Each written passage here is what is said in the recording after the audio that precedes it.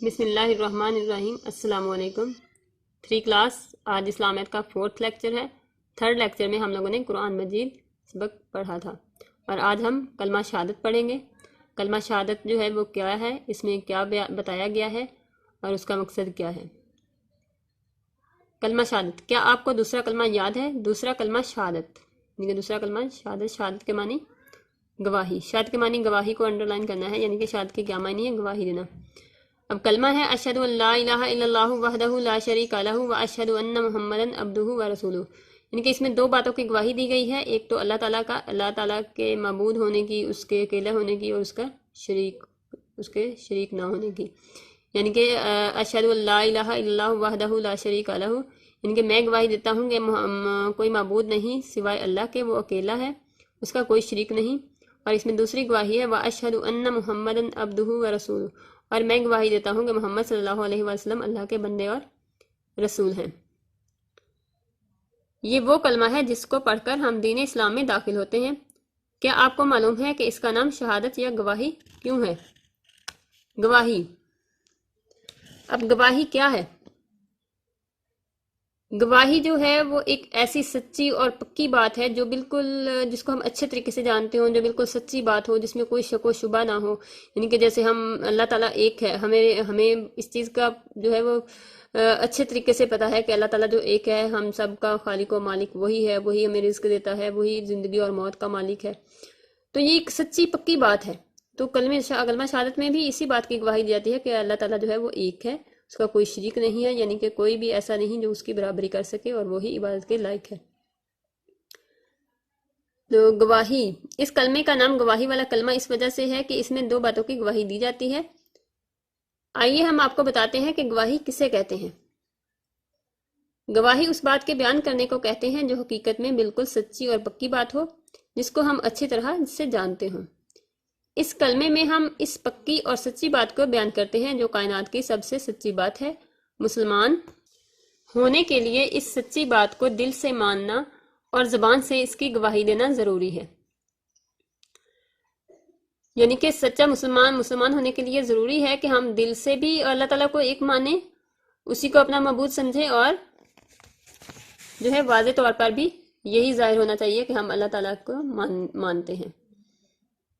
جبھی تو پیدا ہوتے ہی ہر بچے کے کان میں یہ سچی بات کہی جاتی ہے، یعنی کہ اذان، جب بچہ پیدا ہوتا ہے تو اس کے کان میں اذان دی جاتی ہے، اور دن میں 5 مرتبہ ہر مسجد سے یہ سچی بات، سب سے سچی بات پکار کر کہی جاتی ہے۔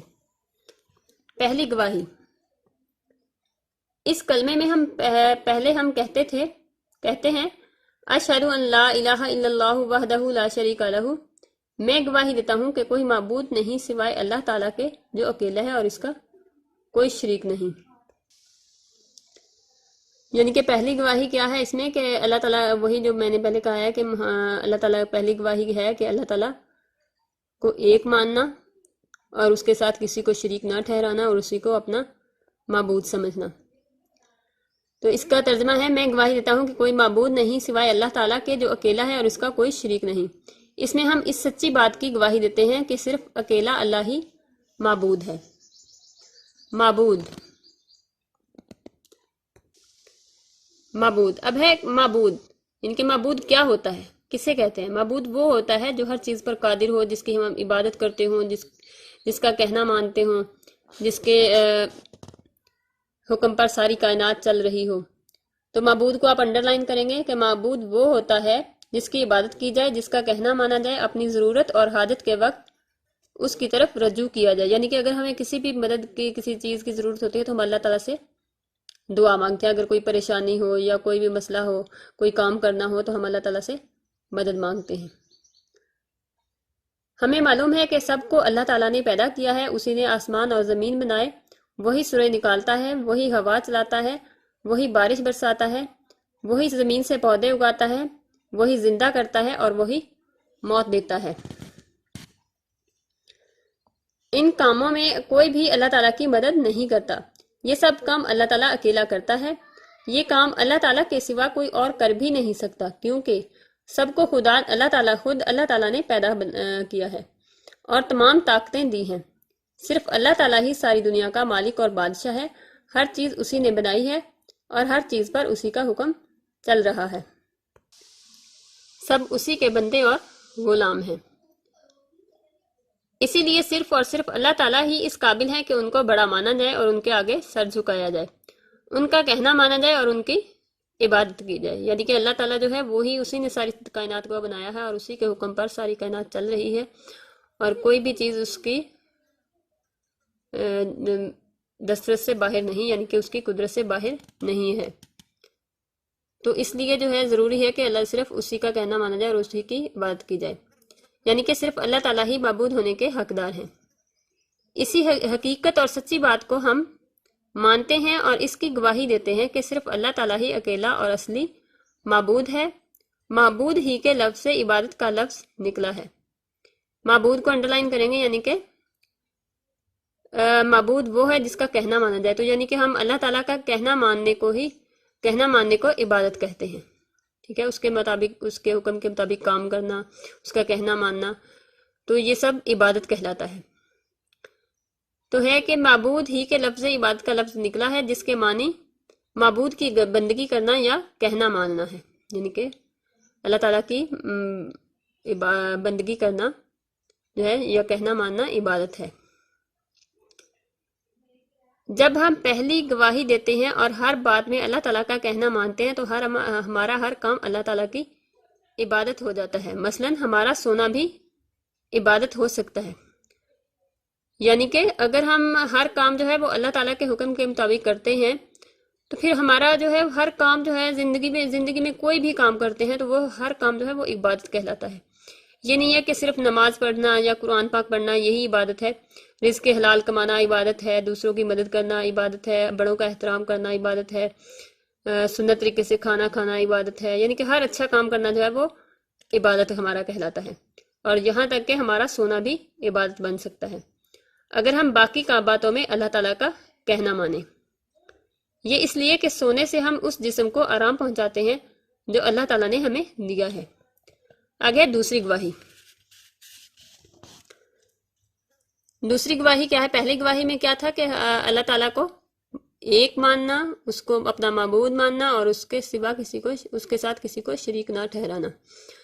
اور دوسری گواہی ہے، اس کے بعد ہم کہتے ہیں وَأَشْهَدُ أَنَّ مُحَمَّدًا عَبْدُهُ وَرَسُولُهُ، میں گواہی دیتا ہوں کہ محمد صلی اللہ علیہ وآلہ وسلم اللہ تعالیٰ کے بندے اور رسول ہیں۔ یعنی کہ دوسری گواہی یہ ہے کہ اللہ تعالیٰ حضرت محمد صلی اللہ علیہ وسلم کو اللہ تعالیٰ کا بندہ اور رسول ماننا۔ پہلی گواہی میں ہم یہ مان لیتے ہیں کہ صرف ایک اللہ تعالیٰ ہی اصلی معبود ہے، سب اس کے بندے ہیں، اسی کی مرضی پر چلنا چاہیے۔ اب اللہ تعالیٰ کی مرضی ہے کیا ہے، اس کا کہنا کیسے مانیں، کیا صحیح ہے اور کیا غلط ہے، یہی بات بتانے کے لیے اللہ تعالیٰ نے اپنے نبی بھیجے۔ یعنی کہ اللہ تعالیٰ نے اپنے جو احکامات دیے ہیں لوگوں کو زندگی گزارنے کا طریقہ بتایا ہے، یا جو بھی احکام دیے ہیں اس کا صرف اللہ تعالیٰ نے قرآن مجید میں ذکر کیا ہے، کہ جیسے قرآن پڑھو، نماز پڑھو، زکوٰۃ ادا کرو، روزہ رکھو، حج کرو، یہ ساری باتیں، یعنی کہ جو ارکان نماز، جو ارکان بتائے ہیں اللہ تعالیٰ نے اسلام کے، وہ اللہ تعالیٰ نے صرف بتا دیے ہیں، لیکن اس کی وضاحت تو نہیں کی کہ روزہ جو ہے وہ کس ٹائم میں رکھنا چاہیے، کس مہینے میں رکھنا چاہیے، اور جو ہے نماز کیسے پڑھنی چاہیے، اس کی کتنی رکعتیں ہونی چاہیے، یہ ساری باتیں جو ہیں وہ تو حضرت محمد صلی اللہ علیہ وسلم نے ہمیں بتائی ہیں۔ تو اللہ تعالیٰ نے یہی باتیں جو ہیں وہ بتانے کے لیے اپنے نبی بھیجے۔ اللہ تعالیٰ اپنے نیک بندوں میں سے چند بندوں کو اپنا نبی بنانے کے لیے چن لیتے ہیں اور ان تک اپنے فرشتوں کے ذریعے اپنا پیغام پہنچاتے ہیں۔ پھر نبی تمام انسانوں کو اللہ تعالیٰ کا پیغام پہنچاتے تھے۔ کچھ نبیوں پر اللہ تعالیٰ نے کتاب بھی نازل فرمائی، ایسے نبی کو رسول کہا جاتا ہے۔ یعنی کہ اللہ تعالیٰ نے جو ہے وہ کم و بیش 1,24,000 پیغمبر جو ہے وہ دنیا میں بھیجے ہیں، لیکن چند ایک ہیں جن پر، کچھ نبیوں پر اللہ تعالیٰ نے صحیفے نازل فرمائے، اور 4 نبیوں پر اللہ تعالیٰ نے کتابیں نازل فرمائی۔ تو ایسے نبی جن پر اللہ تعالیٰ نے کتابیں نازل فرمائی ان کو رسول کہا جاتا ہے۔ رسول کو انڈرلائن کریں گے۔ اگر نبی انسان اور اللہ تعالیٰ کے نیک بندے ہوتے تھے، وہ سچے اور گناہوں سے پاک تھے اور اللہ تعالیٰ کی باتیں اللہ تعالیٰ کے بندوں تک ٹھیک ٹھاک پہنچ جاتے تھے، یعنی کہ جیسے اللہ تعالیٰ حکم دیتے تھے ان کو، وہ ویسے ہی اللہ تعالیٰ کا پیغام لوگوں تک پہنچ جاتے تھے۔ جب ہم کہتے ہیں وَأَشْهَدُ أَنَّ مُحَمَّدًا عَبْدُهُ وَرَسُولُهُ، میں گواہی دیتا ہوں کہ محمد صلی اللہ علیہ وآلہ وسلم اللہ کے بندے اور رسول ہیں، تو ہم ایک حقیقی اور سچی بات بیان کرتے ہیں کہ ہمارے پیارے نبی حضرت محمد صلی اللہ علیہ وآلہ وسلم اللہ تعالیٰ کے بندے اور اللہ تعالیٰ کے رسول ہیں۔ آپ صلی اللہ علیہ وآلہ وسلم دنیا والوں کو ان کے اصلی معبود اللہ تعالیٰ کی مرضی بتانے آئے تھے۔ آپ صلی اللہ علیہ وآلہ وسلم نے سب انسانوں کو اللہ تعالیٰ کا پیغام سنایا، اللہ تعالیٰ کے حکم پر چل کر دکھایا اور زندگی گزارنے کا ٹھیک ٹھاک طریقہ بتایا۔ یعنی کہ اللہ نے تو ایک حکم دیا تھا نا کہ یہ کام کرنا ہے، لیکن وہ کیسے کرنا ہے وہ سارا کچھ جو ہے وہ ہمیں حضرت محمد صلی اللہ علیہ وسلم نے بتایا۔ آگے ان دونوں سچی اور پکی باتوں کی گواہی دینے سے انسان مسلمان ہو جاتا ہے، یعنی کہ کلمہ پڑھنے کے بعد انسان مسلمان ہو جاتا ہے۔ ہم بھی ان سچی باتوں کو جانتے ہیں اور گواہی دیتے ہیں کہ صرف اللہ تعالیٰ ہی مالک ہے، سب کچھ دینے اور سب کچھ کرنے والا ہے۔ ہم صرف اسی کا کہنا مانیں گے اور محمد صلی اللہ علیہ وآلہ وسلم اللہ تعالیٰ کے سچے رسول ہیں جو ہم کو اللہ تعالیٰ کا پیغام دینے آئے تھے۔ اب ہم صرف اللہ تعالیٰ کی اطاعت کریں گے اور اس طریقے پر عمل کریں گے جو پیارے نبی صلی اللہ علیہ وآلہ وسلم نے بتایا اور خود کر کے دکھایا۔ تو یہ ریڈنگ ہے جو آپ لوگوں نے انڈر لائن ورڈز بھی کروائے ہوئے ہیں، آپ لوگوں نے ریڈنگ کرنی ہے فل، اور انڈر لائن ورڈز کو آپ نے شارٹ کوسچن اور بلینکس کے طور پہ یاد کرنا ہے۔ شارٹ کوسچن بھی بن سکتے ہیں اور بلینکس بھی بن سکتی ہیں۔ تو آگے اس کا سوال ہے کہ مندرجہ ذیل الفاظ کو ترجمے سے بلائیں۔ یہ کلمہ شہادت جو ہے اس کے معنی جو ہے وہ الگ الگ کر کے دیے گئے ہیں اور اس کے ورڈز بھی آگے پیچھے کر کے دیے گئے ہیں، ان کو آپ نے ان کے ساتھ ملانا ہے۔ تو اب ہم اس کو میچ کریں گے، آپ لوگوں نے اسکیل کے ساتھ اس کو میچ کرنا ہے۔ اشہدو، میں گواہی دیتا ہوں، ان کہ لا نہیں، الہ کوئی معبود، الا سوائے، اللہ اللہ کے، وحدہ وہ اکیلا ہے، لا نہیں ہے، شریکہ کوئی شریک، لاہو اس کا، وا اور، اشہد میں گواہی دیتا ہوں، ان کہ محمدن محمد، عبدہ اللہ کے بندے، وا اور رسولہ رسول ہیں۔